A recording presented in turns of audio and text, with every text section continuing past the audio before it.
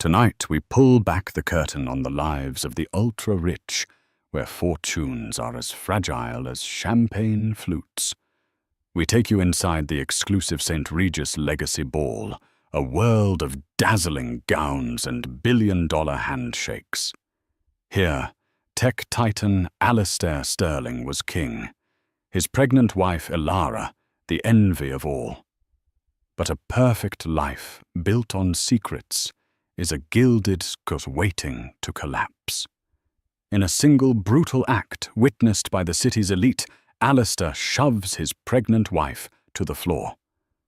What happens when the mask of perfection shatters for the entire world to see?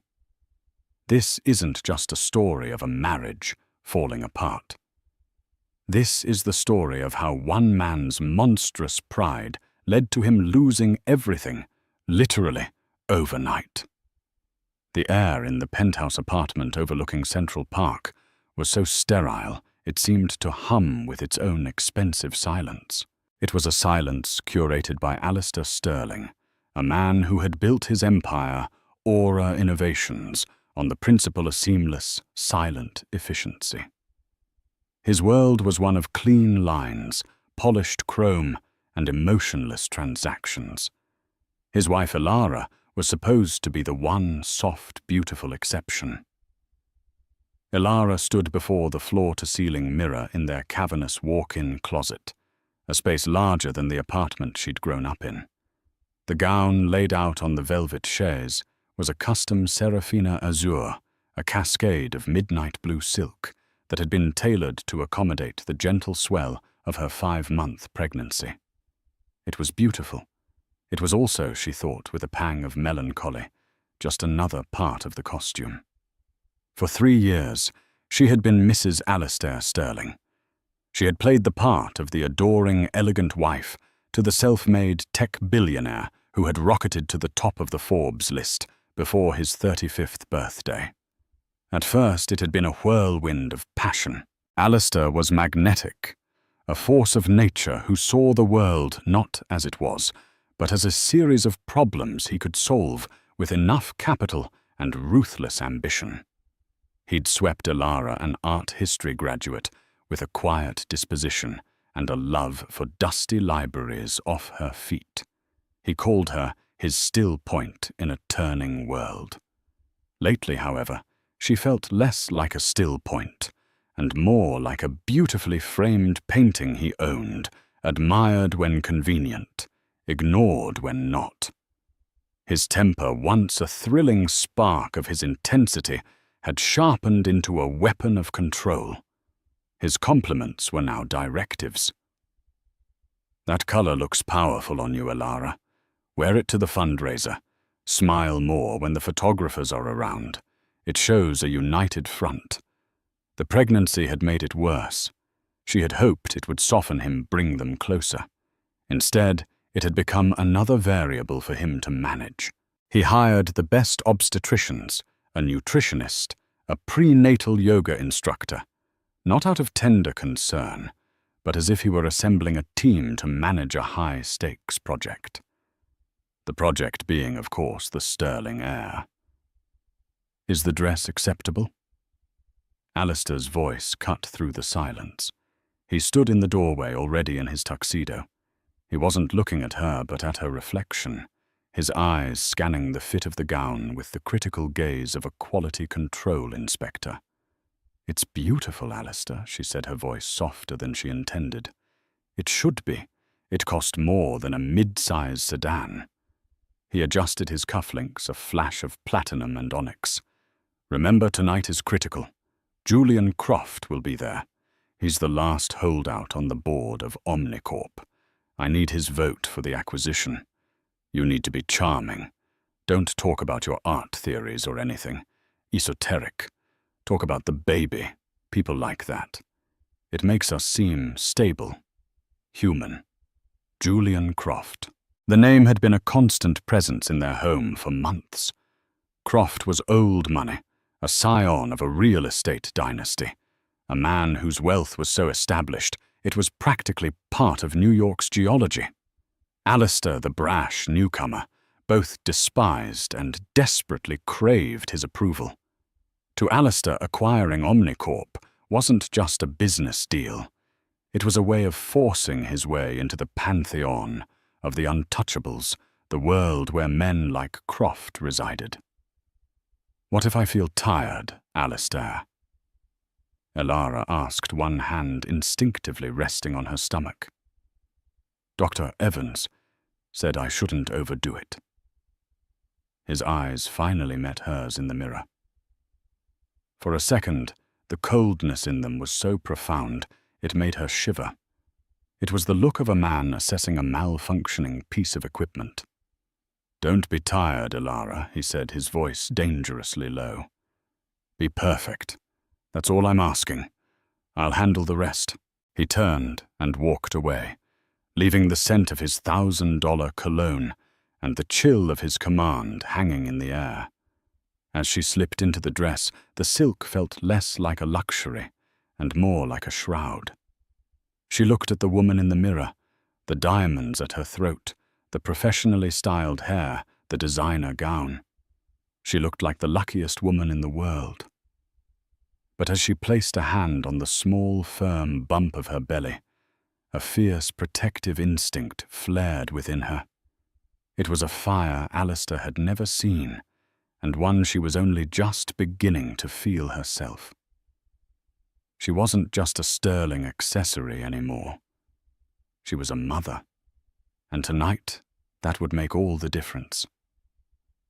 The drive to the St. Regis was a silent, tense affair.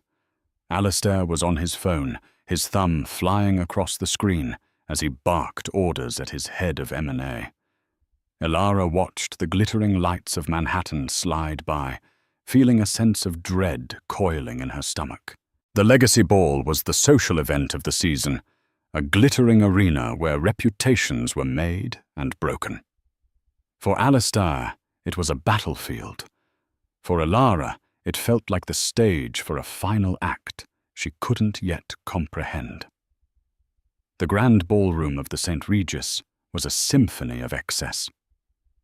Crystal chandeliers, weighing as much as cars, dripped light onto a sea of couture and custom-tailored suits. The air buzzed with the low hum of powerful conversations, the clinking of glasses filled with vintage Dom Perignon, and the delicate strains of a string quartet. This was Alistair Sterling's natural habitat, a room full of people to be either impressed, acquired, or dismissed. He navigated the crowd with the predatory grace of a shark, Elara, a beautiful, silent ship in his wake. He held her hand, but it was not a gesture of affection. It was an anchor, keeping her at his side. He introduced her with a possessive pride.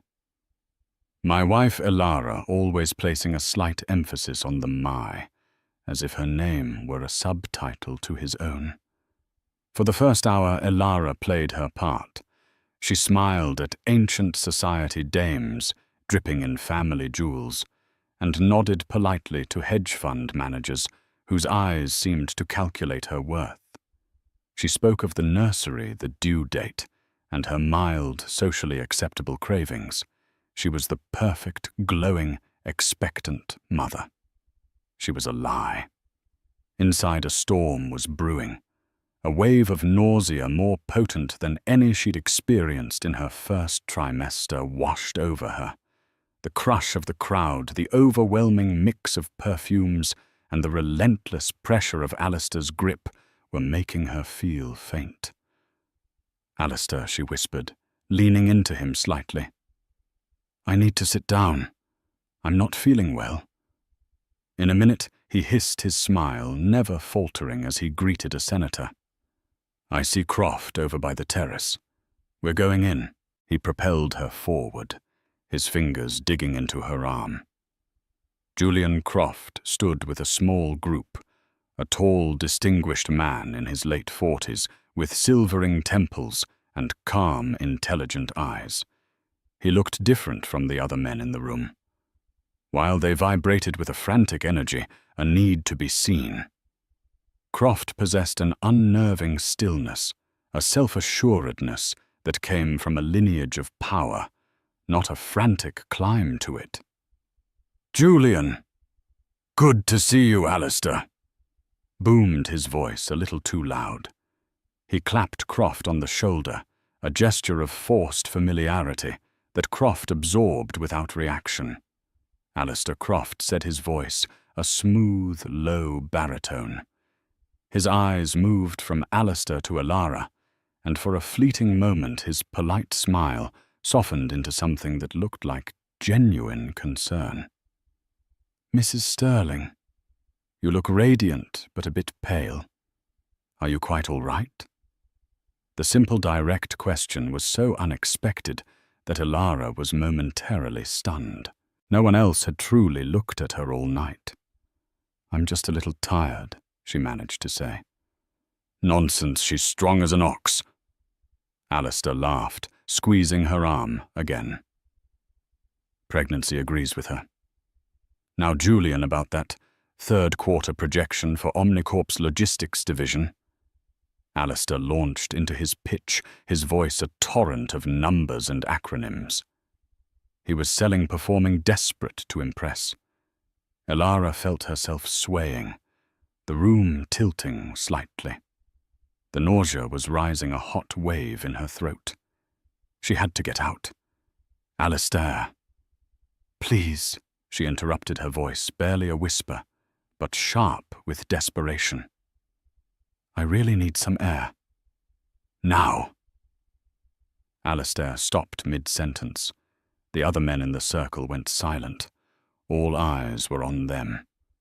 Alistair's face, which had been a mask of jovial confidence, darkened. A vein pulsed in his temple. He saw her interruption not as a need, but as an act of insubordination. In front of Julian Croft, the man he needed to conquer. He turned to her, his body creating a small, tense pocket of privacy in the bustling room. His smile was gone, replaced by a tight, menacing line. "What did I tell you?" He breathed, his voice a venomous whisper, meant only for her. "Do not do this to me. Do not embarrass me here. I'm not trying to embarrass you," she pleaded, her hand going to her stomach as a dull ache started to bloom. "I feel like I'm going to be sick. I need to leave. We're not leaving." "I am closing this deal tonight," he seethed. "You will go to the powder room, splash some water on your face, and you will come back here and be the supportive wife I require you to be. Is that understood?" Tears of frustration and fear pricked her eyes. It wasn't the words, but the sheer contempt with which he said them. He saw her, her pain, her pregnancy as nothing more than an inconvenient variable in his spreadsheet of success. The protective fire she had felt earlier roared to life. "No," she said, her voice quiet but firm. "I am your wife, not your employee. And I am the mother of your child. I am not well, and I am going home, with or without you." She pulled her arm from his grasp. For a woman who had spent 3 years acquiescing, it was an act of seismic rebellion. Alistair's control snapped. It happened in a horrifying instant.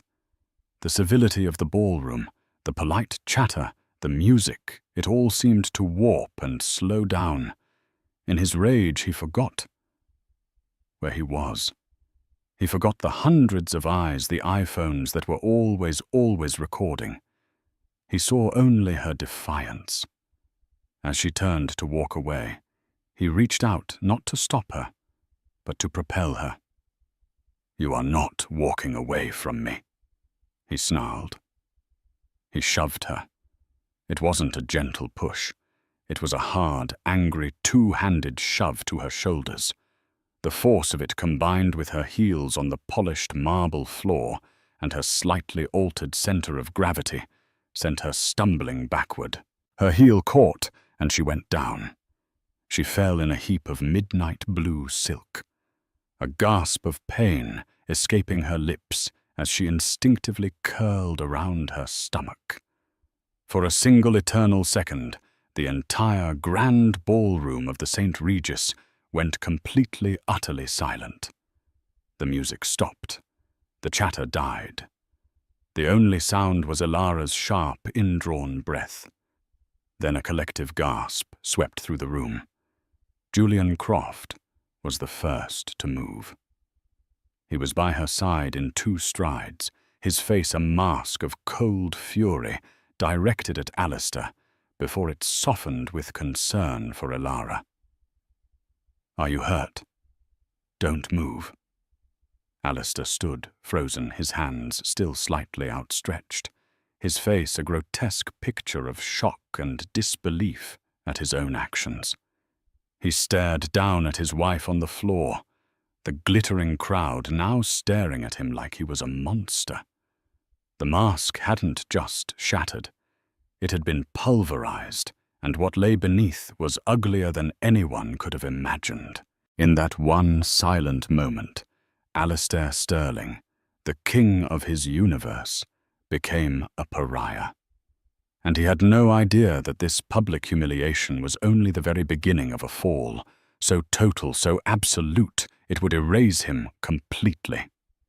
The silence in the ballroom lasted only a few seconds, but for Alistair, it stretched into an eternity.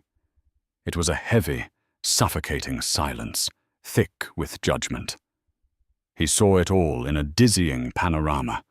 The shocked faces, the whispered condemnations, the glint of a dozen smartphone cameras held aloft their digital eyes, capturing his disgrace.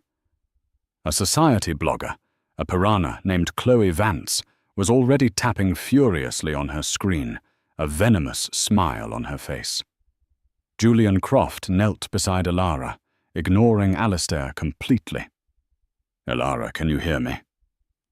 "We're getting you out of here," he said, his voice a calm anchor in the chaos. He signaled to a hotel security guard who was already rushing over his face, grim.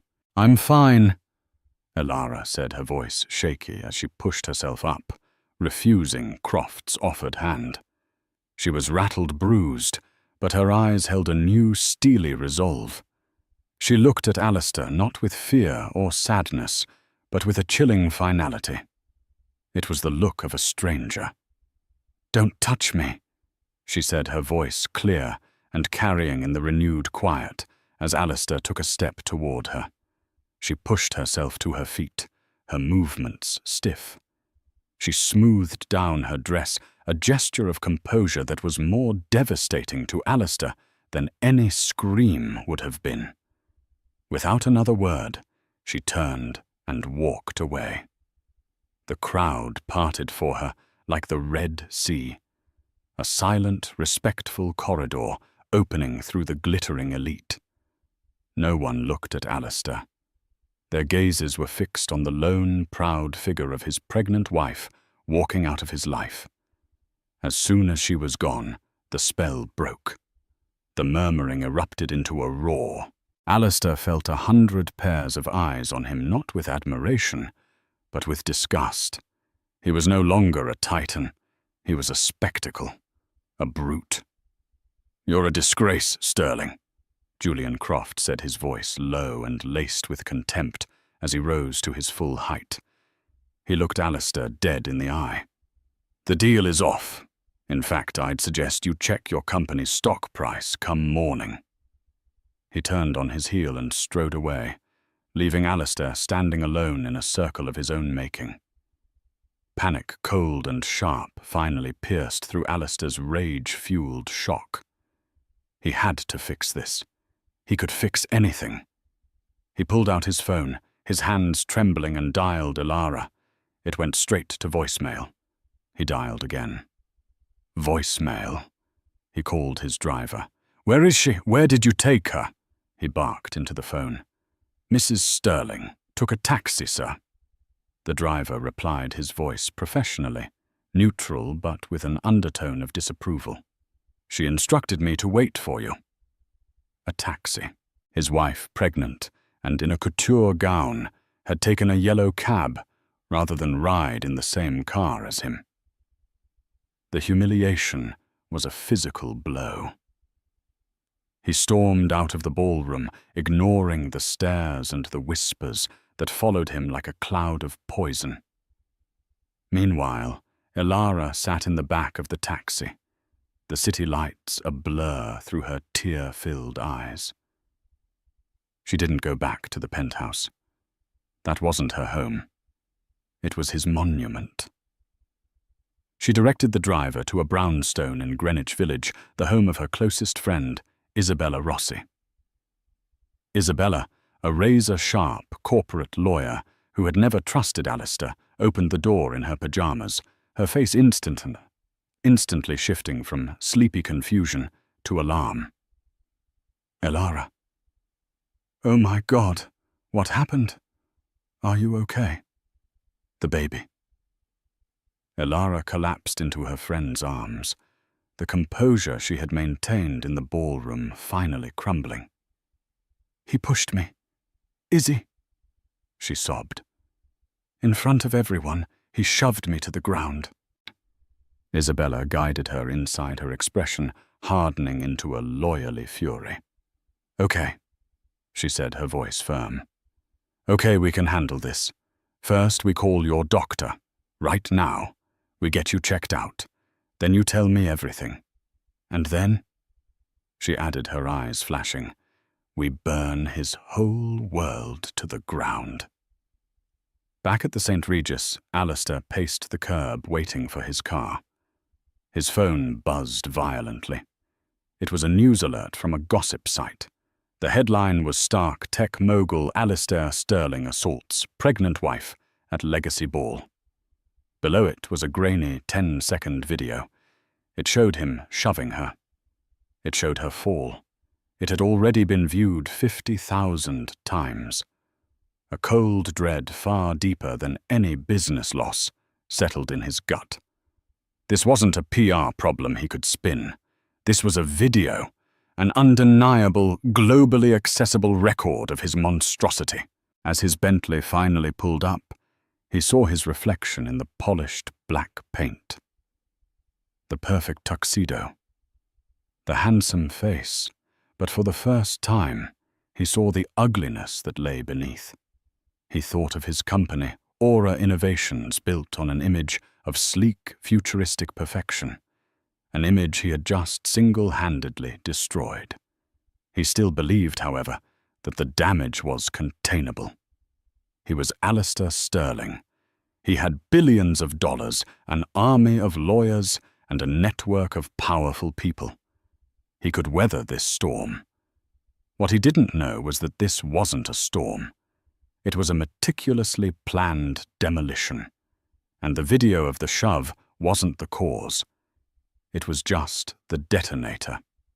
Across town in his own penthouse, Julian Croft was on a conference call with a team of financial analysts in Zurich and Hong Kong. "The morality clause in his corporate financing has been triggered," Croft said, his voice cold as ice. "The reputational damage is catastrophic. The video is viral. Begin the short sell at market open. All of it. I want Aura Innovations to be a penny stock by noon." The world. Alistair Sterling woke up to the next morning was not his own.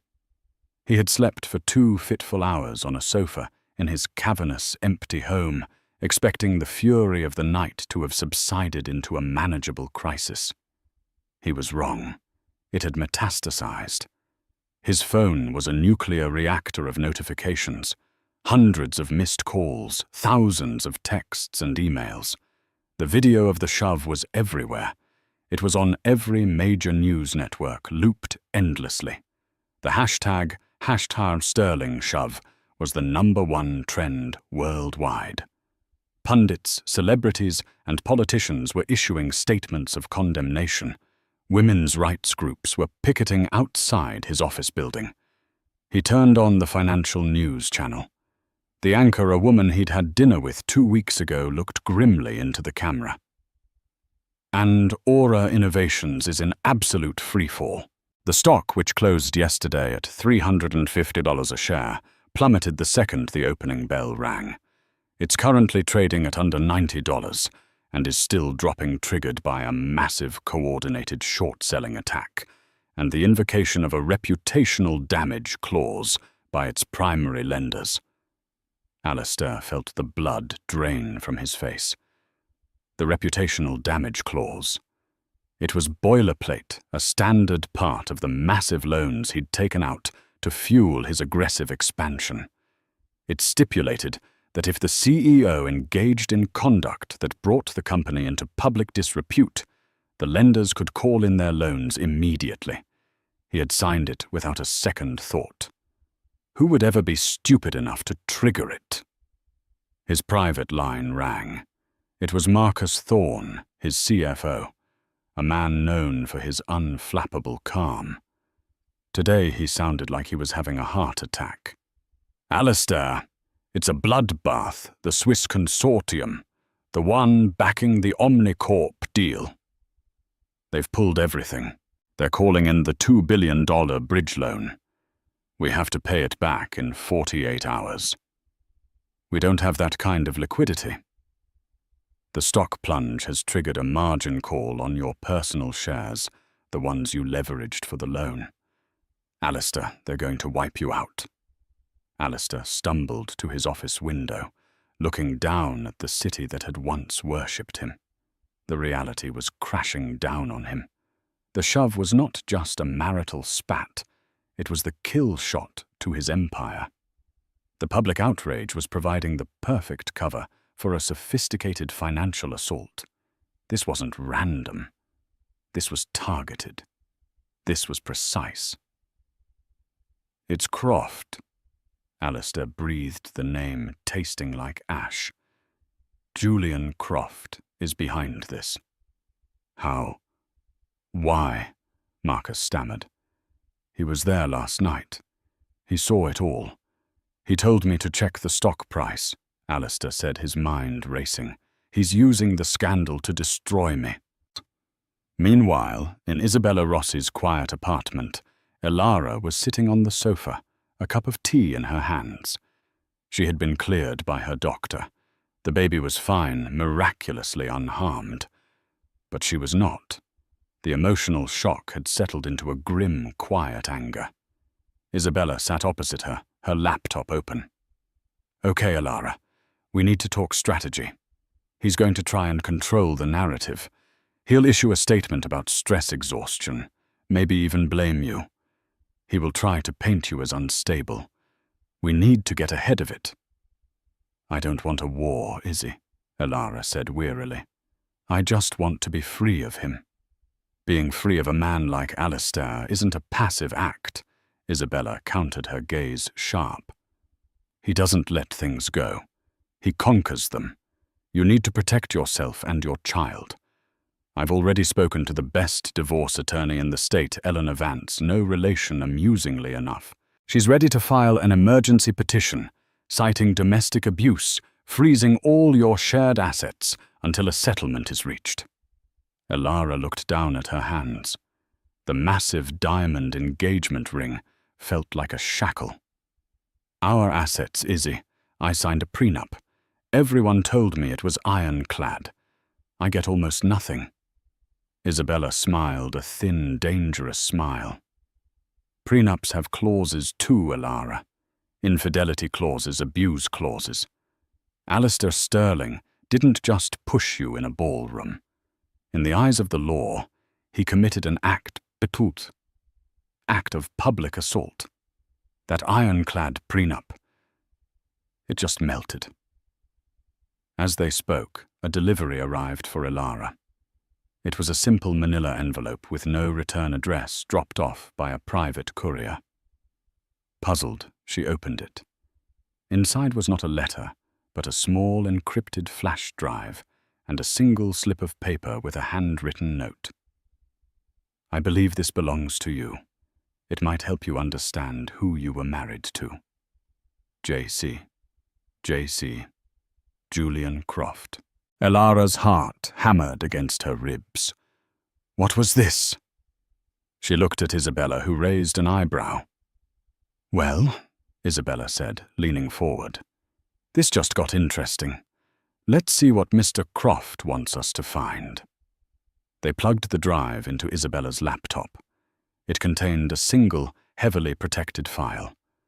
Isabella, whose legal work often involved forensic data recovery, spent 20 minutes bypassing the security. Finally, the file opened. It wasn't financial data or corporate secrets. It was a collection of private emails between Alistair Sterling and the board of a small, now-defunct tech startup from 5 years ago, a company called Helios. The emails detailed Alistair's initial offer to buy the company, which was rejected.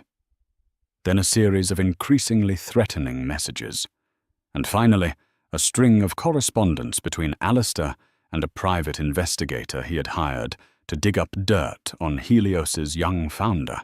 Elara's blood ran cold as she read the name of that founder, Daniel Croft. Julian Croft's younger brother. Daniel Croft.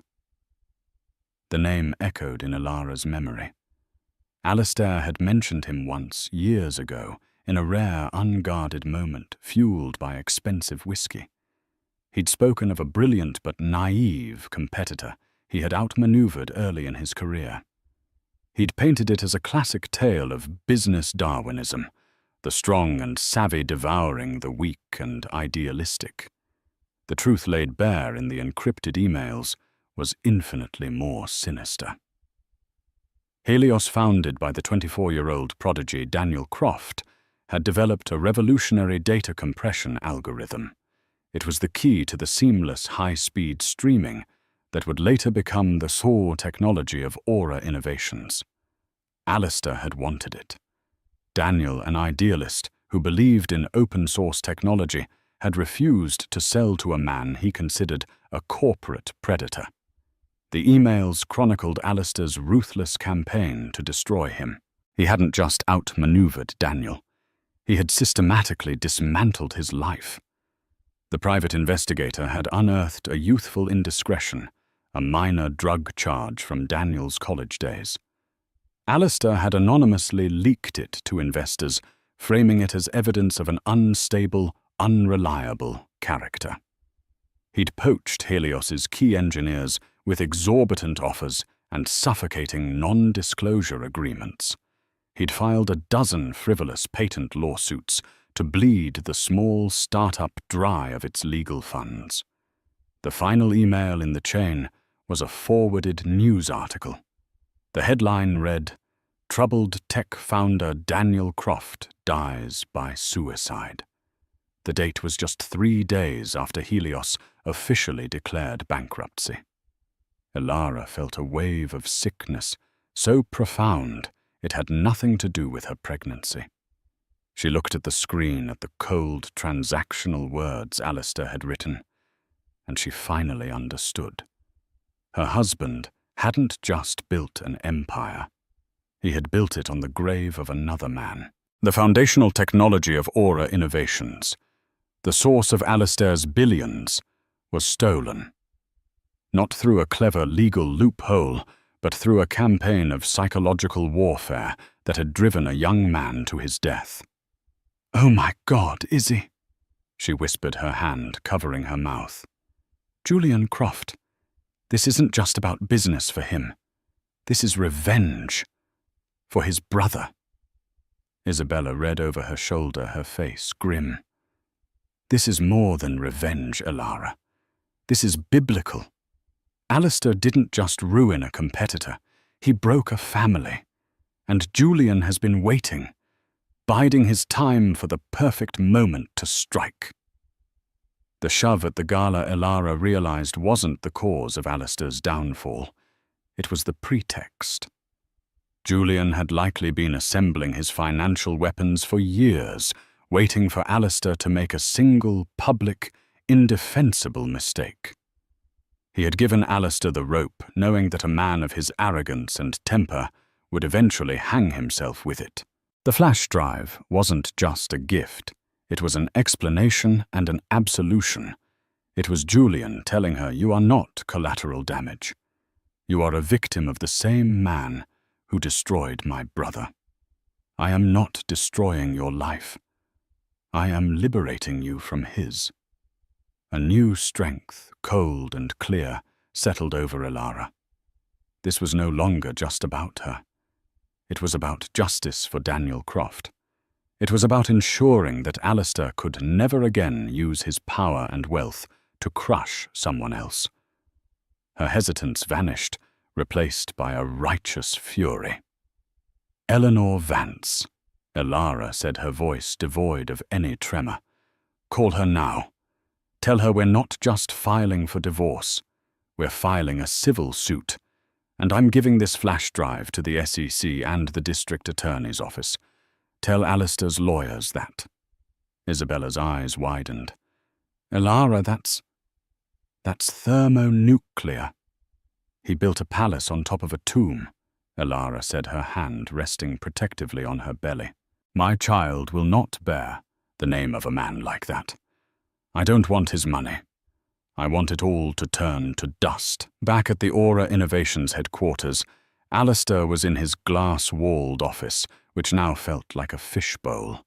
His board of directors had convened an emergency meeting. He could see them through the glass, their faces stony. His phone rang. It was his lead attorney. "Alistair, I just got off the phone with a Ms. Eleanor Vance," the lawyer said, his voice strained. "It's bad. She's filing. She's citing the prenup's abuse clause. She's going for everything. But that's not the worst of it." "What could be worse?" Alistair scoffed, though a knot of fear was tightening in his chest. "They have evidence. Evidence of corporate malfeasance related to the founding of the company. Something about a startup called Helios. They're threatening to turn it over to the SEC." The world tilted on its axis. Helios. Elara knew about Helios. How could she possibly know? He had buried that so deep, erased every trace. Unless... The image of Julian Croft kneeling beside Elara, his expression of calm fury, flashed in his mind. It all clicked into place. The long game, the patient, meticulous revenge. Croft hadn't just waited for him to slip. He had armed his wife with the one weapon that could annihilate him completely. The door to his office opened. It was Marcus Thorne, his CFO. He wouldn't meet Alistair's eyes. "The board is ready for you, Alistair," he said quietly. "They've already voted." Alistair knew before he even walked into the room. He was walking to his own execution. The men and women he had hired, mentored, and made rich were now his judges.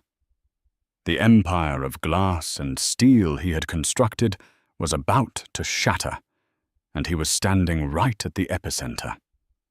The boardroom was as cold and silent as a mausoleum. The 10 members of the board sat around the massive obsidian table, their faces grim. No one looked at Alistair as he entered.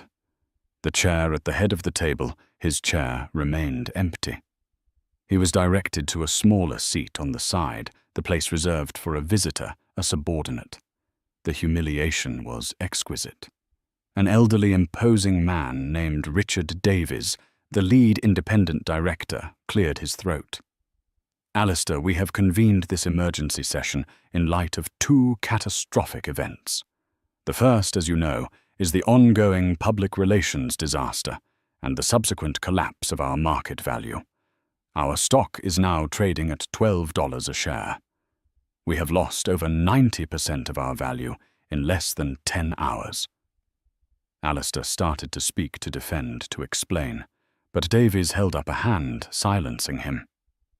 "The second event," Davies continued, his voice heavy, "is a communication we received 1 hour ago from the legal representation of your wife, Elara Sterling. It contained allegations and, frankly, very compelling evidence of intellectual property theft, corporate sabotage, and fraud related to the founding technology of this company, specifically the assets of a company called Helios, founded by the late Daniel Croft." A few board members shifted uncomfortably. They knew the official sanitized version of the Helios acquisition. They did not know the truth. "This is a lie." Alistair blustered, his voice cracking. "A fabrication concocted by a bitter woman and my business rival." "Is it?" a new voice asked. It was Marcus Thorne, his CFO.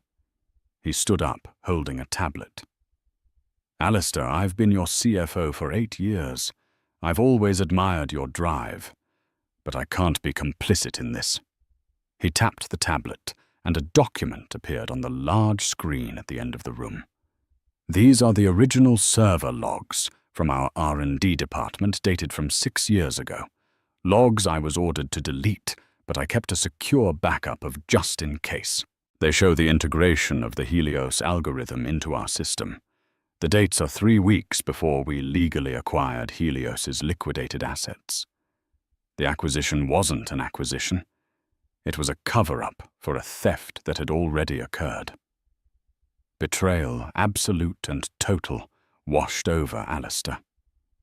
Marcus, his most loyal lieutenant, had just driven the final nail into his coffin. Davies nodded grimly. "Thank you, Marcus. In light of this and the overwhelming financial and legal jeopardy the company now faces, the board has taken a vote. Pursuant to Section 7B of your employment contract and the bylaws of this corporation, you are being removed as CEO and chairman of the board of Aura Innovations, effective immediately. You are to vacate the premises. Security will escort you." It was done. In the space of 5 minutes, he had been stripped of his title, his power, his creation. He was nothing. "You can't do this," he whispered, looking from face to face. These were people whose children's tuitions he paid, whose mortgages were funded by his genius. They wouldn't even meet his gaze. "I built this. This company is me. No, Alistair." Richard Davies said, his voice laced with pity. "This company is a publicly traded entity with a fiduciary duty to its shareholders. A duty you have catastrophically failed. Please, leave with what little dignity you have left." 2 security guards, men he recognized, entered the room. They stood on either side of him, their expressions impassive. The walk from the boardroom to the elevator was the longest of his life. Employees peered out of their offices, their faces a mixture of shock and morbid curiosity. The king was being frog-marched out of his own castle. As he reached the lobby, he saw a crowd of reporters and news cameras held back by a security line. Their questions rained down on him like blows. "Sterling, is it true you've been fired? Do you have a comment on the SEC investigation? Alistair, what do you have to say to your wife?" He pushed through them, his face a stony mask, and stumbled out onto the street. He instinctively reached for his phone to call his driver, then remembered the Bentley was a corporate asset. He no longer had a driver. He began to walk aimlessly. His phone buzzed again. A new alert. His brokerage firm. "Margin call your assets have been liquidated to cover your debt." The billions of dollars in stock he'd held, the foundation of his entire net worth, had been leveraged against the loans. When the stock price collapsed, its value was no longer enough to cover the debt. The bank had sold it all for pennies on the dollar to pay back the lenders. It was all gone. The stock, the company, the power. He eventually found himself standing in front of the soaring glass tower that bore his name. He looked up at it, at the word Sterling, emblazoned in 10-foot-high letters at the top. A crew of workers was already assembling on a scaffold, preparing to take them down. He finally made it back to the penthouse late that night. The doorman, who usually greeted him with a deferential, "Good evening, Mr. Sterling," simply nodded and looked away. The apartment was dark and silent. The expensive curated silence felt different now. It was no longer peaceful. It was empty. He walked through the vast museum-like rooms, his footsteps echoing. He saw the spaces Alara had tried to soften, a vase of flowers here, a stack of art books there. Small rebellions against his sterile aesthetic that he had barely noticed. He walked into their bedroom. Half the closet was empty. Her clothes, her shoes, her life all gone. All that remained was the Serafina azure gown from the night before, lying in a heap on the velvet chaise where it had been laid out with such promise. He picked it up. The midnight blue silk was soft in his hands. It smelled faintly of her perfume. He sank onto the chaise, the dress clutched in his fist, and for the first time since he was a child, Alistair Sterling began to cry. They were not tears of remorse or sadness for Alara. They were tears of pure, desolate self-pity. He had lost everything. He had been erased, and in the crushing emptiness of his perfect gilded cage, he was utterly and completely alone. 4 months later, the world had spun on. The blistering heat of summer had given way to a crisp autumn that painted the city in hues of gold and amber. The name Alistair Sterling, once a fixture of financial news and society pages, had faded into a cautionary tale whispered at cocktail parties, a ghost of the Gilded Age. For Alara, this new season was a literal and metaphorical rebirth. Her mornings no longer began with the automated hum of blackout shades, retracting in a sterile penthouse overlooking a city she felt no connection to. They began in a cozy one-bedroom apartment in Greenwich Village, with the warm, slanted light of the sun filtering through the leaves of an oak tree outside her window. The silence here wasn't the oppressive, curated emptiness of Alistair's world. It was a peaceful silence, filled with the gentle ticking of an antique clock on the mantel and the distant, reassuring sounds of a neighborhood waking up. This morning, she sat in a comfortable armchair, a steaming mug of chamomile tea warming her hands. Her pregnancy was a beautiful, commanding presence, now a constant reminder of the life she had fought to protect. She felt a soft, rolling flutter from within, and smiled, placing a hand on the firm curve of her belly. "Good morning, little one," she whispered. There was no nutritionist monitoring her breakfast, no prenatal guru dictating her stretches. There was just her and her child in a world of their own making. After a simple breakfast, she walked the 10 blocks to Soho. The walk itself was a newfound liberty. She'd once been ferried everywhere in the blacked-out silence of a Bentley, watching the world through tinted glass. Now she was in it. She felt the brisk air on her cheeks, smiled at a dog walker, and bought a warm croissant from a street vendor, savoring the simple, anonymous pleasure of it all. Her destination was a storefront on Green Street. The large front window, still smudged with painter's dust, bore simple, elegant gold lettering, Vance Gallery. Not Sterling. Vance. It was her mother's maiden name, a name that felt solid and real, a name she was reclaiming from the shadow of the one she had shed. Inside the gallery was her sanctuary in progress. The air smelled of fresh paint and sawdust. Sunlight poured through the large window, illuminating the dust motes dancing in the air like tiny, hopeful sprites. The walls were a stark, clean white, a blank canvas for her future. She ran a hand along the cool, smooth surface. She had spent the last 3 years as a decoration on someone else's wall.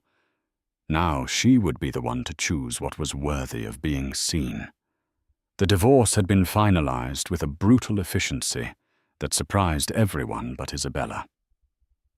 Faced with the irrefutable evidence from the Helios flash drive, which had sparked a massive SEC investigation and multiple shareholder lawsuits, Alistair's high-priced lawyers had advised him to avoid a courtroom at all costs. Eleanor Vance, Alara's formidable attorney, had initially drawn up a settlement that would have given her a significant portion of Alistair's remaining and rapidly dwindling wuchu.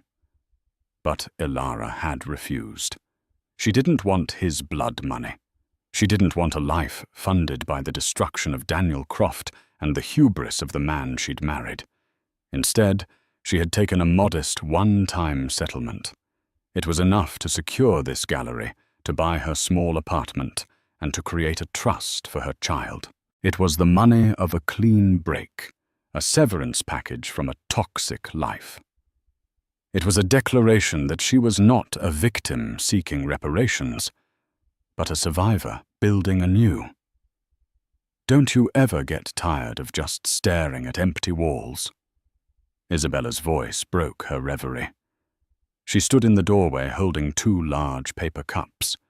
She looked around the space, a proud smile on her face. Okay, I admit it. It's starting to look like a real place. The contractors said the new track lighting will be installed by Friday. Terrified, Ilara laughed, taking the offered cup of decaf coffee. It's a good terrified, the kind that reminds you you're alive. Her first exhibition was already planned. Titled Rebirth, it would feature the work of 3 brilliant but overlooked female artists she'd admired for years. It was everything her old life wasn't: authentic, collaborative, and built to elevate others, not just herself. Any news on the legal front? Ilara asked, her voice casual.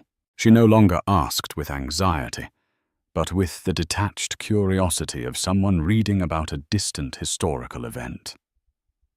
Just that the shareholder class action is moving forward. They're picking the bones of what's left of his estate clean, Isabella said, taking a sip of her latte. Aura Innovations was bought for pennies on the dollar by a competitor. They're rebranding the whole thing. The name Sterling will be wiped from the tech world completely. And Julian Croft sent a rather large anonymous donation to a suicide prevention charity in his brother's name. A quiet final victory for him, I suppose. They stood in comfortable silence for a moment, 2 friends watching a dream take shape. Then the bright sunlight streaming through the front door was abruptly blocked. A shadow fell across the dusty floor. A man stood, silhouetted in the entrance, hesitant, as if uncertain he was allowed to cross the threshold. Ilara's breath caught. Even diminished, the shape was unmistakable. Her heart didn't pound with fear, as it once might have.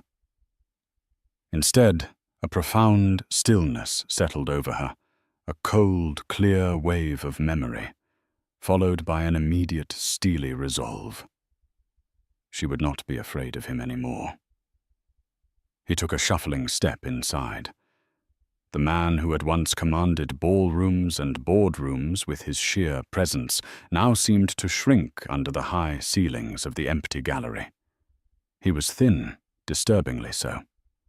The custom-tailored suit he wore, likely one of the last vestiges of his old life, hung on his gaunt frame like a costume on a scarecrow. His face was sallow. His eyes, once sharp and predatory, were now hollow and constantly shifting, unable to land on anything for more than a second.